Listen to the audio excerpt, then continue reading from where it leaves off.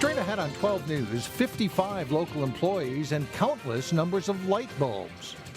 All light bulbs are not created equal. How one local company is helping all of us keep the lights on. But first, a local lawmaker remembers Governor Wendell Anderson.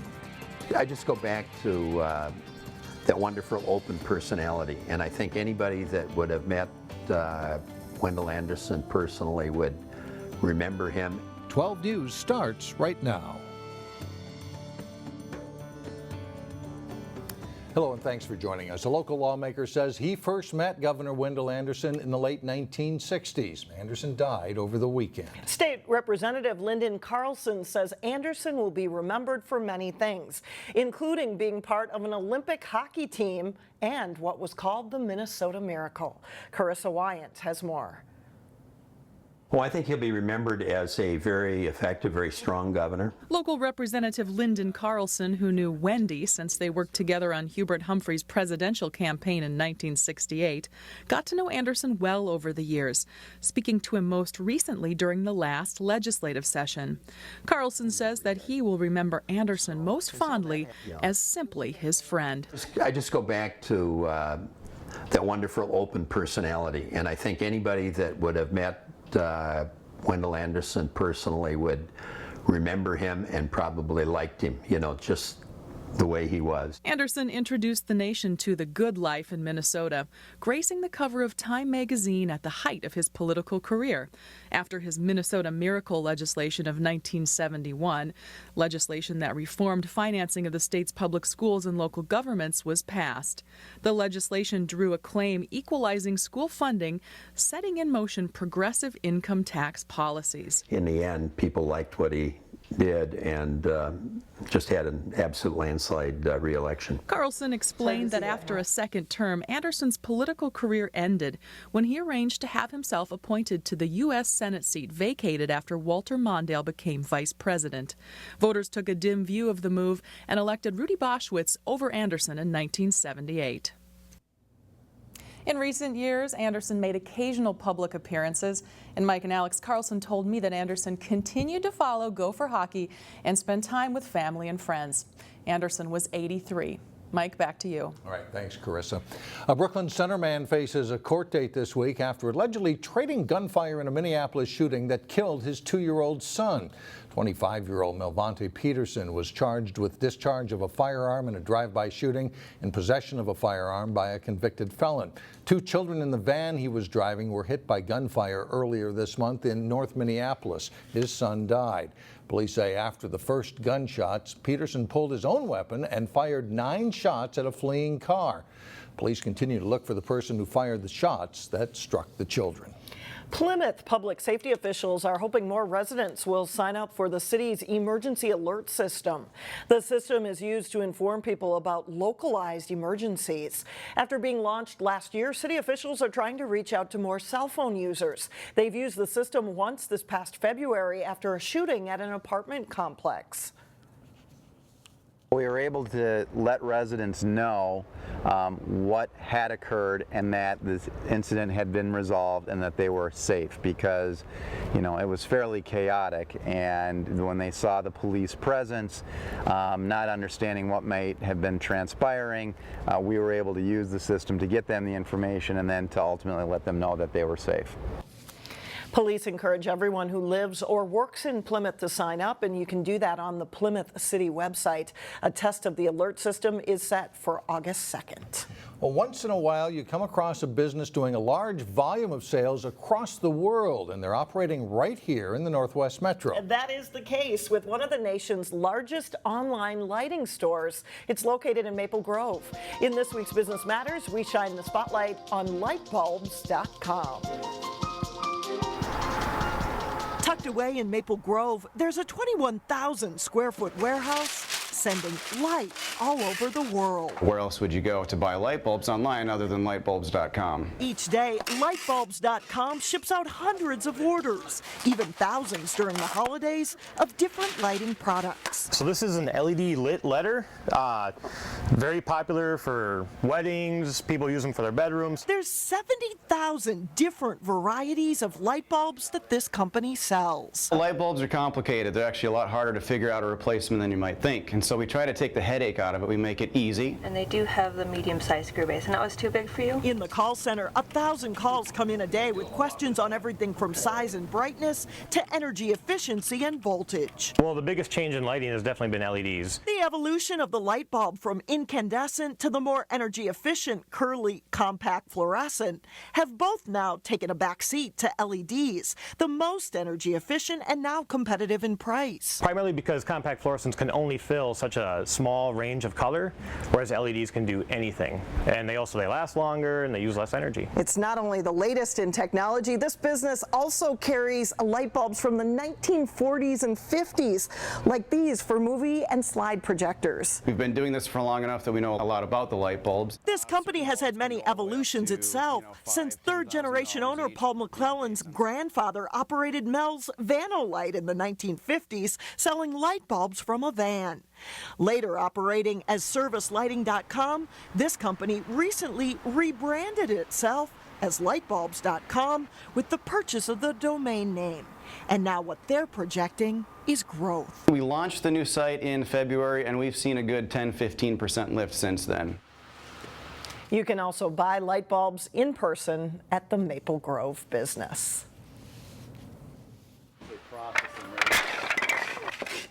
Well, there may not be a scouting badge for a game of giant Jenga, but it's being used to draw attention to a need for used scout uniforms. Pilgrim Cleaners in Golden Valley is holding a family day as they collect uniforms. All 25 of Pilgrim's locations will accept scouting uniforms during the month of July. They clean them and then donate the uniforms to needy area Boy Scouts. We get vintage uniforms all the way to new, unworn uniforms. Anything is accepted, and we can use everything that people bring in. Last year, they collected 3,400 uniforms for Scouts in need. Brooklyn Park firefighters hit the golf course for a good cause today. A first-of-its-kind charity golf tournament is benefiting the Minnesota Fire Service Foundation. It helps the families of firefighters killed in the line of duty. They're raising money and awareness. The Minnesota Fire Service Foundation is kind of a niche thing. Usually the firefighters are the ones that know about it. So the fact that we're able to get the publicity from this out to the public, get people from outside of the fire service is a pretty big deal to us. More than 80 golfers helped raise $17,000 for the foundation. Coming up, a call for students from an untraditional type of school. And then a little bit later in sports, highlights from the championship game of a local city festival softball tournament. But first, turning up the heat in your AccuWeather forecast.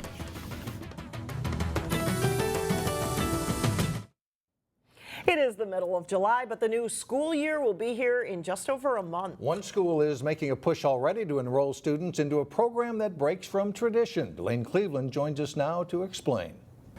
Thanks. Mike and Alex, I'm here with Katie Welsh. She's a math teacher from MTS Minnesota Connections Academy, which is a tuition-free online public school for students in grades K through 12. So, Katie, first of all, thanks for joining us, and explain for us the concept of an online public school. Yeah, well, we work just like any other public school where we have state standard curriculum, and our teachers are all certified teachers in their content area or in their grade.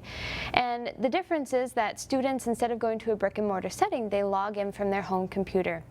They have access to all the textbooks, all the curriculum, and they can speak to their teachers in a lot of different ways, over the phone, over email, or we have a live lesson setting where students can meet with their teachers in kind of like an open curriculum chat room. Really the only difference is that students are a little bit more independent and they have that little bit of a freedom to work at their own pace.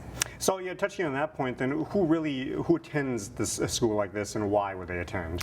Lots of different reasons. We have a very wide student body as far as differences that they have. People who would come to our school are looking for usually a lot less distractions from a brick and mortar setting. They might need that more one-on-one attention with teachers if they have a little bit more difficulty with learning or just have that different style of learning. It's also a great way for students who need a little bit different setting for other activities that they partake in. They can log in at night versus in the day, but it's really open to anyone. We see a lot of success with lots of different types of students.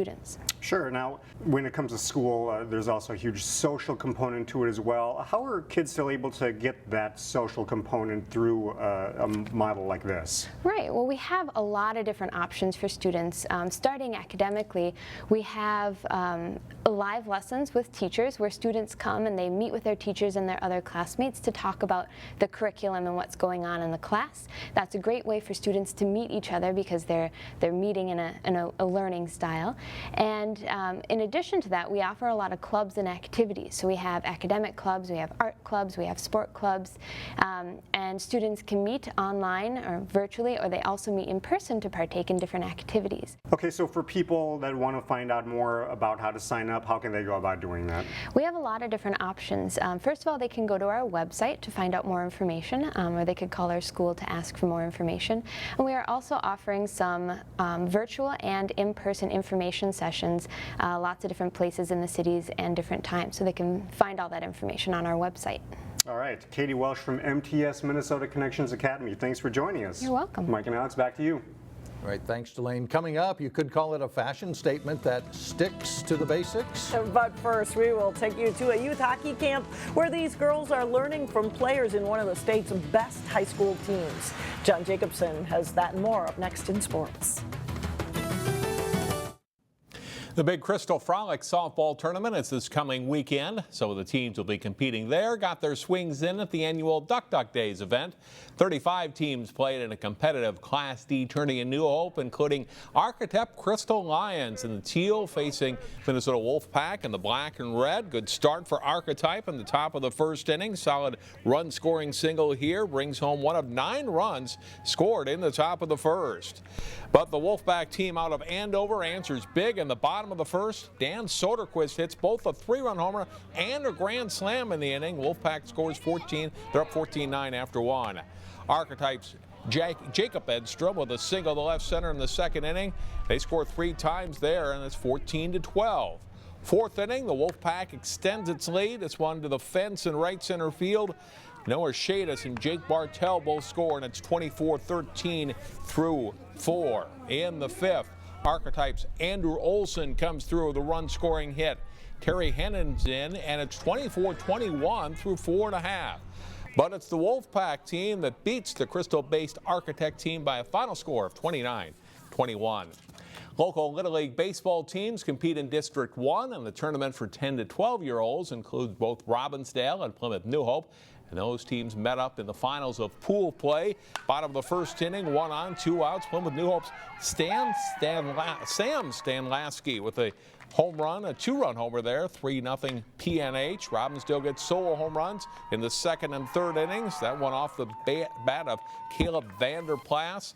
And then Robbinsdale ties it in the fourth. Brandon Dunn with a chopper over third. Vanderplas scores, and it's a 3-3 game. Bottom of the fifth, Plymouth New Hope takes the lead. Solo home run here by Peyton Newburn, and it's 4-3. Robbinsdale rallies in the sixth. Caden College with a 2-run double to start a 4-run inning. And Gavin Nelson will close it out for Robbinsdale pitching. He strikes out the side in the bottom of the sixth inning. And Robbinsdale wins it over PNH by a score of 7-4. Both teams, however, advanced out of pool play to the double elimination district finals. Plymouth New Hope beat Golden Valley 8-4 Sunday, while Robbinsdale fell 9-8 to Minnetonka Blue. That tourney continues this week at Sand Creek Park in Coon Rapids. Maple Grove's girls hockey team reached the championship game of the Class AA tournament this past winter before losing in overtime. Well, this week, some of those girls are working with the future stars of Maple Grove hockey. Varsity players are teaching skills to young girls at the Skate with the Crimson camp. The camp is for players up to age 10. 4 days this week, the girls skate for an hour and then do an hour of dry land training. The youth players say they're getting some good instruction. We've been working on putting your stick down for pressure to have the puck stay next to you on your stick. And we've also done some skating practices. We practice stick handling and we practice passing. And we kind of been playing some stuff. The high school players are doing their own workouts early in the morning for the Maple Grove program. Getting to work with these future Crimson players, they say, is a blast. I just love being around them, and I think it's awesome that we can try to inspire young girls to come in, play for our program eventually, and just keep them loving hockey, because that's what it's all about. I don't know, they always look up to us, so it's fun to work with them, and we do a whole bunch of drills and whatever they need to work on, so we show them how to do that. And I tell our high school kids this all the time. They want to be where you're at. You are their role models, and they're a professional hockey player, they're Olympian. If you would have some of the best hockey players in the world come in here, they won't know who that was, but when they hear some of the names of our high school kids, it brings a smile to their face. The Skate with the Crimson camp runs through Friday at the Maple Grove Community Center. Good time had by all. All right. Telfer Sports. Thanks, John. We'll be right back. Well, check out these crowning moments from Maple Grove Days over the weekend. Yeah, there were huge smiles as 3 new ambassadors were chosen on Friday night as part of Maple Grove Days. Judging was based on poise, communication skills, community and school involvement, and just having a warm, friendly personality. From left to right, coming up here, they are Megan Nelson, who is a sophomore at the University of Minnesota at Duluth. Ellie Brimmeyer will study sales and marketing at the University of Northern Iowa. And Kelly Richardson will be a student at Viterbo University in La Crosse, Wisconsin. They earned a scholarship and will represent Maple Grove at many events during the next year. And another event in Maple Grove makes a different sort of fashion statement. 6 contestants showed off outfits made entirely of duct tape. The fashion show is part of an annual event where children put their creativity on display. 2 contestants even tried to emulate the outfits of the newly crowned Maple Grove ambassadors, who also happened to be judging the competition.